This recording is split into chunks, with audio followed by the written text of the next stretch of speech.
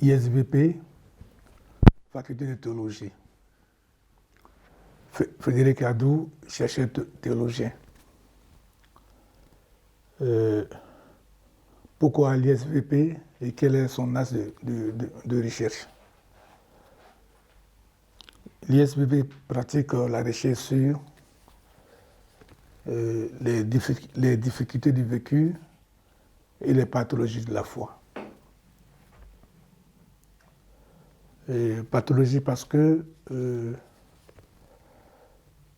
quand nous écoutons l'homme, on finit par réaliser que l'homme tente par son agir d'exprimer son identité, c'est-à-dire une certaine compréhension qu'il a de lui-même et de son agir.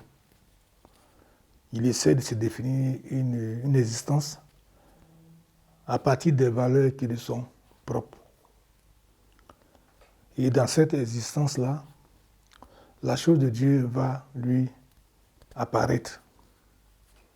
Ce Dieu, il va essayer de le définir avec l'ensemble de ses valeurs qu'il va faire comme synthétiser pour faire sortir une certaine notion de foi par laquelle il va appréhender ce Dieu. Alors, c'est ce qui va nous permettre de faire comprendre que la foi va devenir va exiger à l'homme un certain mouvement, un certain aller vers le Dieu qu'il identifie par cette foi. Malheureusement, il se trouve que ce mouvement ne se fait pas toujours sans difficulté. Et l'origine de ces difficultés peut être trouvée dans la nature même de l'homme, dans la nature dans ce que j'appelle sa raison humaine. Il a difficulté parce que cette nature connaît quand même quelques difficultés quant à sa cohérence en elle-même. Et puisqu'il y a des difficultés qui sont liées à la cohérence de cette nature parce qu'elle est simplement humaine, nous allons pouvoir observer tout ce que nous allons ranger dans le concept des pathologies, qui sont des contradictions que nous pourrons retrouver et même puiser dans la définition que l'homme s'est fait lui-même de ce qu'il pense être. Ce qu'il pense être et partant de son existence et surtout de la chose de Dieu. Alors ça va expliquer un certain nombre de difficultés dans le vécu de jeu relationnel, les cassures qu'on peut enregistrer dans le jeu de relations que l'homme entreprend et qui définit pour pouvoir rentrer en relation avec l'autre. Et c'est ce qui va nous permettre d'arriver finalement, puisque l'homme vit en société qu'il est sociable, aux problèmes de société que nous pourrons observer ça et là. Alors, toutefois, à chaque fois, si on peut le dire, que l'homme rencontre une difficulté de compréhension, il va avoir le réflexe de se tourner vers son Dieu, vers le Dieu qu'il a identifié par sa foi, pour puiser les énergies nécessaires pour affronter et surmonter les difficultés. Alors, la pathologie de la foi, c'est cela. Faire repérer ce qui s'érige chez l'homme comme une difficulté dans la propre définition qu'il se donne à lui-même. Ensuite, si on essaie de prendre Dieu en tant qu'objet en entier, on va se rendre compte aussi que Dieu s'exprime d'une certaine façon, il se définit d'une certaine façon.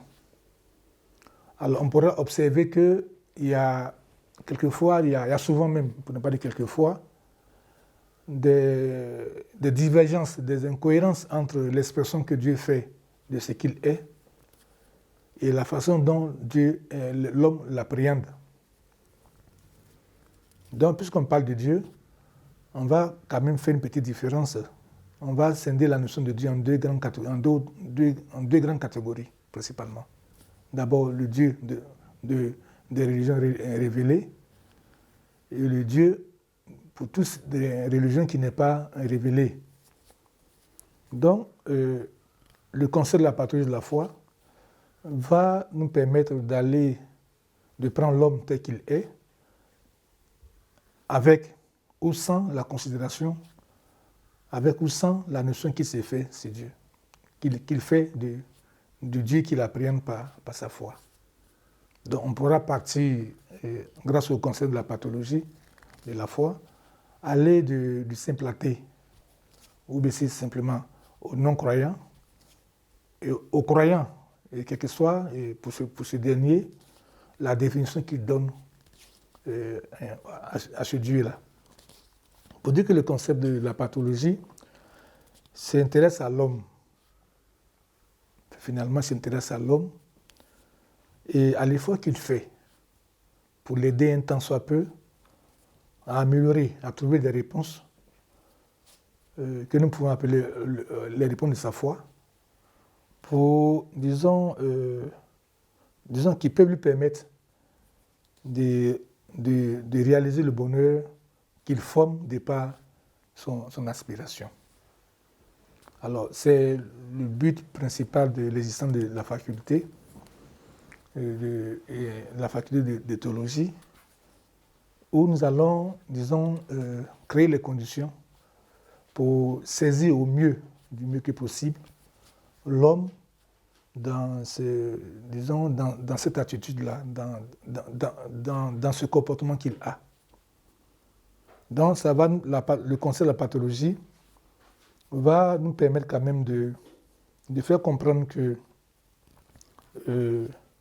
puisque nous parlons du vécu de l'homme, on pourra dégager à partir de ce vécu-là certaines réalités. Par exemple, nous allons parler de l'environnement. On va se rendre compte que la foi, pour être vécue, a besoin d'un environnement qui lui est propre. Parce que, comme toute sémence, on ne peut pas vivre de foi dans un monde dans lequel la foi ne peut pas être exprimée. Sinon, elle devient comme, on peut se rappeler de la parabole du semeur de l'Évangile, où Jésus nous apprend que on peut retenir de ce qu'il dit, que si la sémence n'est pas au bon endroit, dans la bonne terre, elle ne peut pas porter de fruits qu'on attend de cette sémence-là. Alors on peut aussi le faire en ayant en mémoire cette interrogation du Christ qui nous interpelle de cette façon pour que nous comprenions que la foi peut être en danger. Tout ça pour faire ressortir la notion de l'environnement dans lequel la foi a besoin d'être vécue et exercée. Parce que si tel est vraiment que, par ma foi, je me définis une identité, que je formule, ou bien je donne une définition à mon existence, il va de soi que tout ce qui va affecter l'environnement va affecter la définition que je me fais de ce que je suis, donc forcément de mon existence. Ça voudrait dire que je pourrais naître avec une pathologie dans ma foi. Ça voudrait dire aussi que le vécu de la foi va se voir naître en elle-même des pathologies. Et tout cela nécessite qu'un regard soit porté, nécessite que vraiment on prenne le temps, on se donne les moyens pour leur appréciation, pour permettre à l'homme. Parce que de la même façon que le corps de l'homme se guérit, de la même façon, tout ce qui touche à sa vie morale et spirituelle aussi a besoin d'une santé. Alors c'est pour ça que la faculté existe. C'est pour ça que nous avons formulé la recherche comme étant la recherche et la formation sur les difficultés du vécu et les pathologies de la foi. Alors en nous appuyant à titre d'exemple sur l'expérience chrétienne, nous allons rendre compte que Jésus, par exemple, qui va initier la foi des chrétiens, va nous léguer certaines expériences du vécu de la foi. Il y a certaines personnes qu'il qu'il a rencontrés au cours de son ministère, il a pu leur dire, écoutez, ta foi t'a guéri. On se rend compte tout de suite que, mais si ta foi ne te guérit pas, elle fait quoi? Elle te détruit. Je le dis pour seulement faire comprendre que même à l'intérieur de la foi apprise dans le contexte même chrétien, on peut tout de suite établir l'existence d'une pathologie de la foi pour dire qu'on peut être malade de sa foi. Alors ce qui est vrai dans l'expérience chrétienne, l'est aussi dans toute autre expérience religieuse qui peut être le boshonisme, qui peut être l'islam, qui peut être tout ce que l'homme peut définir comme sa religion, c'est-à-dire le moyen par lequel il tente de saisir la réalité de la chose de Dieu. Il y a encore une autre démarche qu'on peut faire concernant la foi toujours. Si je me réfère encore à l'expérience chrétienne, je peux aussi citer la définition même de la foi. La Bible nous apprend que avoir la foi, c'est être sûr convaincu de la réalité de ce que l'on espère. De là, on peut tirer 1000 leçons, mais il y a une qui m'a particulièrement marqué, qui est celle que je vais essayer d'exprimer en quelques mots. Effectivement, si je dois être sûr convaincu de la réalité de ce que j'espère, c'est que je peux pouvoir expliquer ce que j'appelle la foi. Sinon, comment je peux être sûr de ce que je ne peux expliquer? Ça veut dire que ça n'a pas de sens. Alors je reprends encore la question. Comment je peux être sûr et convaincu de la réalité de ce que j'espère sans pouvoir lui donner une explication, sans que moi-même je ne puisse l'expliquer? Alors, ça voudrait être simplement dire que j'essaie de dire que la foi, parce qu'elle nous permet de vivre, doit avoir des mécanismes propres à la foi elle-même, que nous n'avons plus le droit, en fait, de les chercher ailleurs, et surtout autrement que ce que la foi elle-même propose comme mécanisme, comme méthode, comme moyen. Alors, là, une première conséquence qu'on peut tirer de cette façon de voir, on peut la trouver dans notre milieu social. Nous sommes des êtres humains, nous sommes forcément dans un milieu social. Et on peut noter, on peut enregistrer au cours de l'histoire des sociétés, souvent les interactions qu'il y a entre la politique et la religion, surtout la chose de la foi. Les deux ne coopèrent pas toujours bien. Et arrivé à un moment donné, on arrive à des crises sociales où vraiment les disconcordances entre le jeu politique et l'expression de la foi ne vont pas ensemble. Ça entraîne des crises, ça a des effets vraiment qui peuvent préjudice, disons, à la cohérence de la société.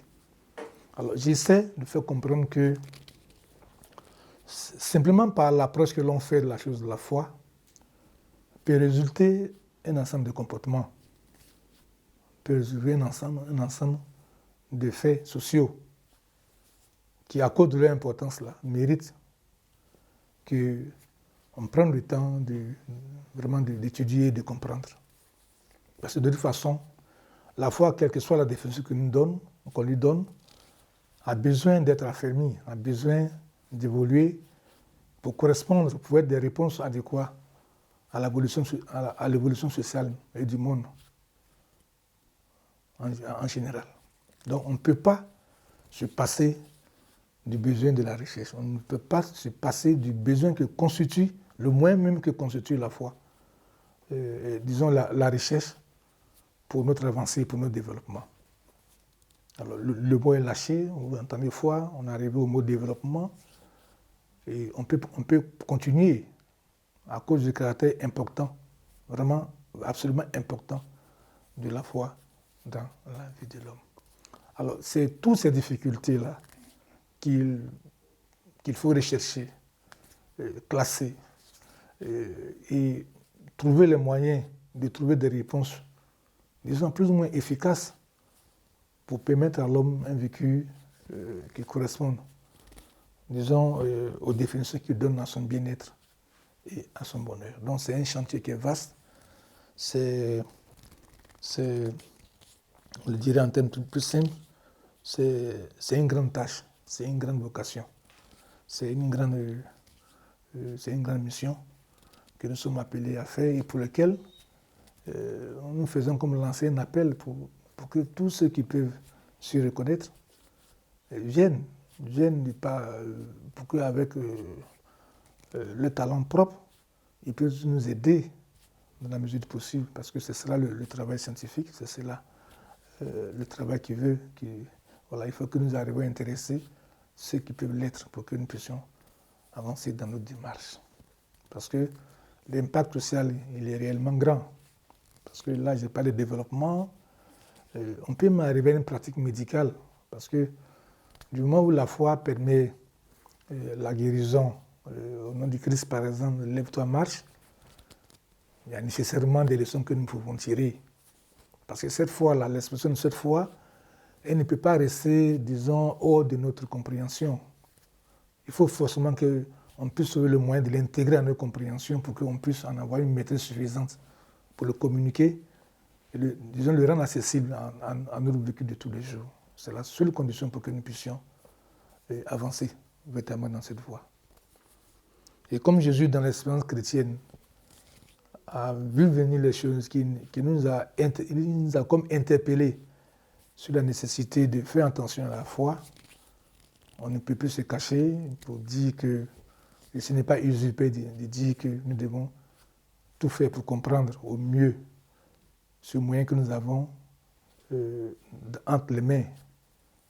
Jésus dit qu'avec ça, nous pouvons tout faire. Alors, si nous avons dans la main ce par quoi nous pouvons tout faire, je pense que ce n'est pas du temps que nous perdons quand nous prenons le temps de nous consacrer à cette foi-là, à sa compréhension, à tout ce qui peut la faire avancer.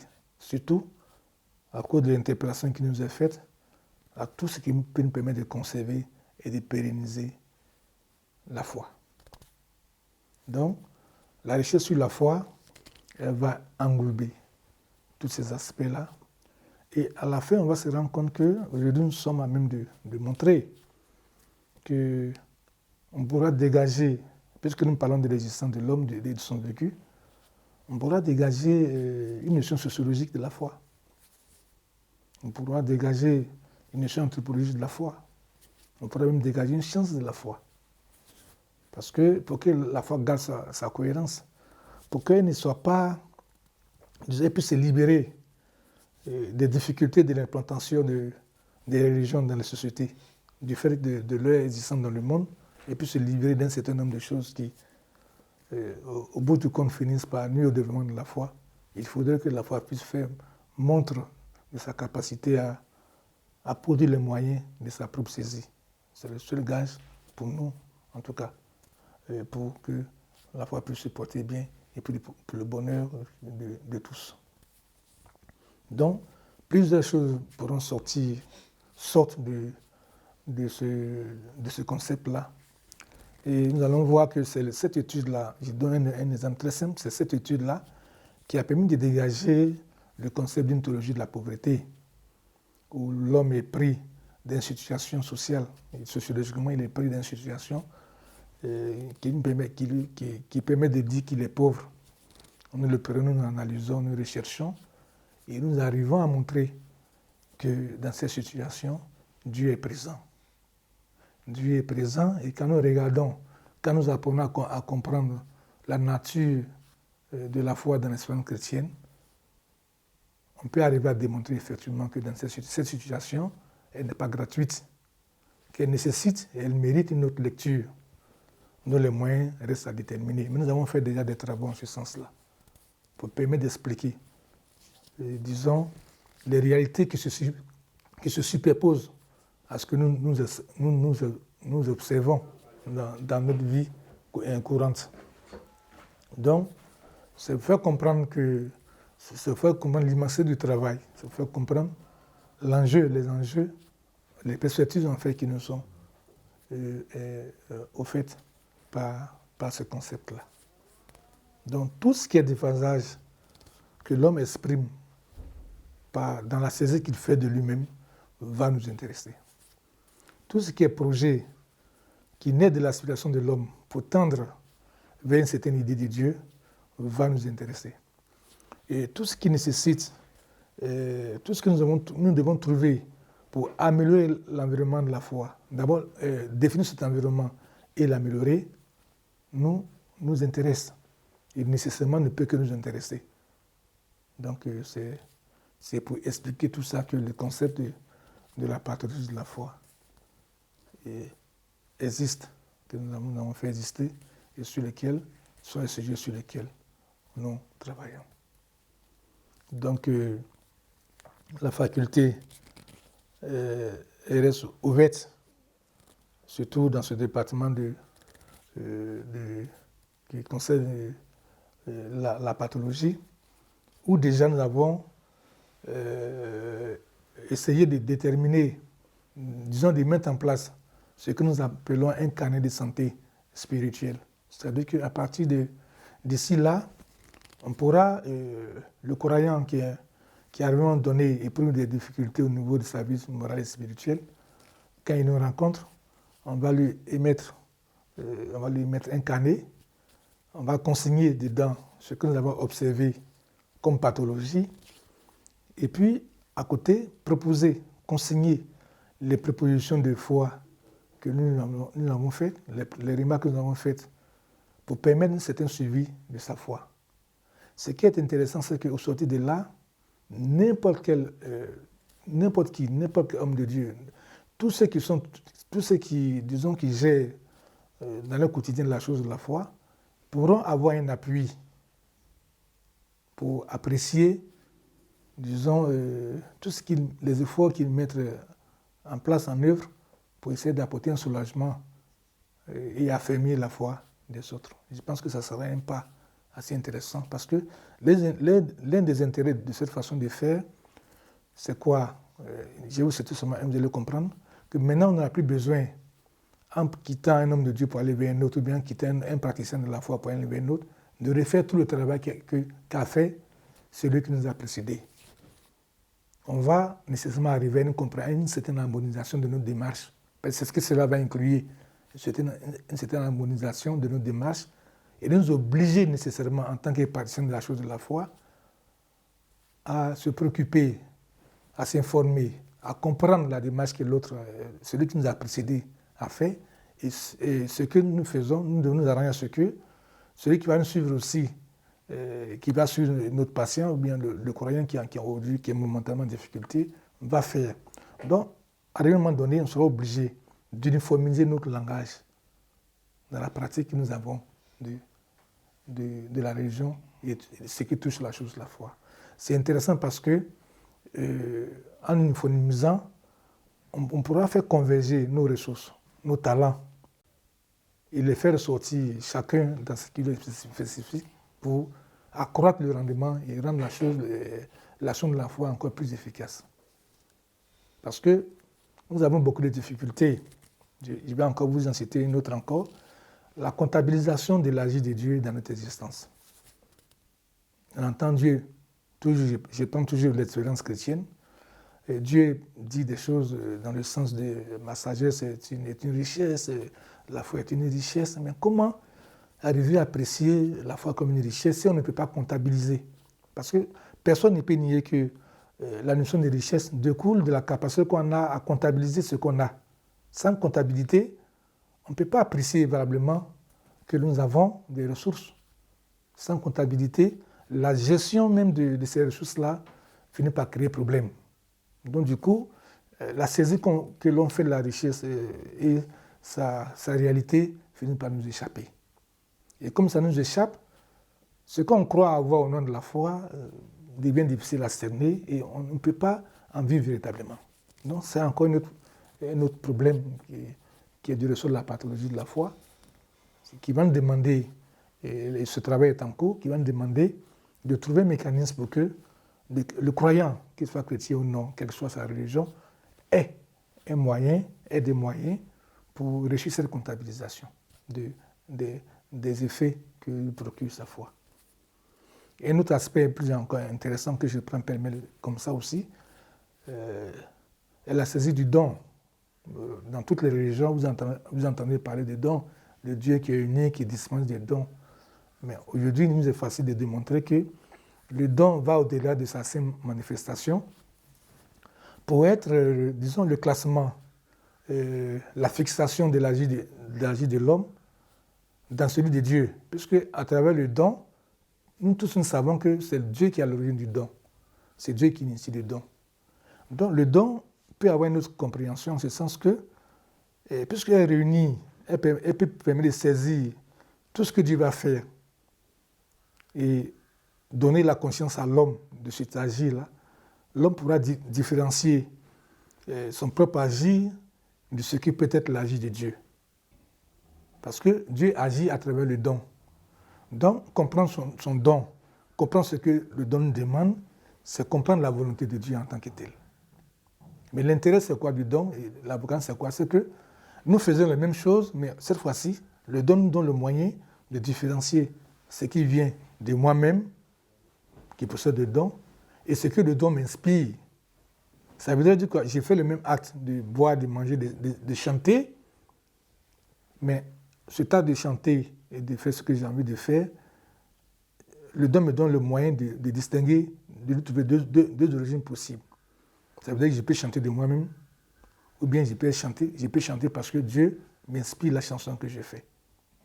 Alors donc, vous voyez que le don compris comme mode d'existence, comme définition d'une vie à part entière, facilite, à un certain point de vue, la relation de l'homme avec son Dieu. Ça veut dire quoi? Si le don n'est pas compris, comme il se doit, elle va nous ramener encore à la chose de la pathologie de la foi, parce qu'il va devenir un problème, parce que l'homme va encore exprimer la contradiction qu'il a dans sa propre identité, en ce qu'il fait, en ce qu'il projette de faire, et le sens qu'il doit donner à ce qu'il fait. Il aura des phasages, et il va le ressentir comme étant un mal. Donc, vous voyez qu'on peut encore aller plus loin quand on veut parler de pathologie, et je pense que en d'autres temps et en d'autres circonstances, nous aurons le temps de les développer, surtout de présenter déjà les acquis, certains aspects des acquis de notre démarche. Voilà. Pour ceux qui se donneront la peine de nous contacter aux adresses que nous allons indiquer, ils pourront, nous pourrons créer des conditions de partage du peu que nous avons recueilli et nous ouvrir aussi la possibilité d'aller aussi vers d'autres horizons. Donc, nous allons aussi, nous proposons aussi de rester à l'écoute de tous ceux qui voudront effectivement partager avec nous cet objectif-là, qui est noble parce qu'il est lié à la foi. Il est tellement important que notre rêve serait de voir d'autres universités, enfin tous ceux qui participent, qui touchent de près, comme je l'ai dit et redit, la chose de la foi, nous donnant la possibilité de nous exprimer, nous donnant la possibilité, disons, de bénéficier de la richesse qu'ils ont de par leur expérience, de par leur pratique. Et pour que nous puissions conjuguer nos différents talents pour le bien-être et surtout pour la gloire de Dieu qui nous inspire. Alors, sur ce point, nous allons déjà commencer par avancer notre merci dans la foi. Nous merci dans la foi pour tous ceux qui vont tenter cette expérience-là à laquelle nous vous invitons.